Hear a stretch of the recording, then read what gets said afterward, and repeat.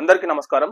విశిష్ట సేవలు అందించిన MiG-21 ఫైటర్ జెట్స్ ను భారత వాయుసేన విరమించుకుంటుంది. సో ముఖ్యంగా ఈ MiG-21 విమానాలు 1963వ సంవత్సరంలో రష్యా నుంచి దిగుమతి చేసుకోవడం జరిగింది. సో 60 సంవత్సరాలు ఈ MiG-21 విమానాలు భారతదేశానికి విశిష్టమైన సేవలు అందించాయి. కానీ ఈ మధ్య కాలంలో వాటి వైఫల్యత అనేది ఇంజన్ ఫెయిల్యూర్స్ కానీ వివిధ రకాల టెక్నికల్ ప్రాబ్లమ్స్ వల్ల అవి కూలిపోతున్నాయి. సో ఇలాంటి సందర్భంలోనే వాటిని విరమించాలని చెప్పి భారత వాయుసేన నిర్ణయించుకోవడం జరిగింది. సో వీటి ప్లేస్ లో తేజస్ మార్క్ 17 విమానాలను, తేలికపాటి విమానాలను స్వదేశీ పరిజ్ఞానంతో తయారు చేసిన ఈ విమానాలను మిగ్ ప్లేస్ లో ప్రవేశపెట్టాలని చెప్పి భారత వాయుసేన నిర్ణయించుకోవడం జరిగింది. సో ఎనీవే ఎన్నో సంవత్సరాలు భారతదేశంలోకి మొట్టమొదటి ఫైటర్ జెట్ అంటే ఇది MiG-27 అనేది భారతదేశంలోకి ఎంటర్ అయిన మొట్టమొదటి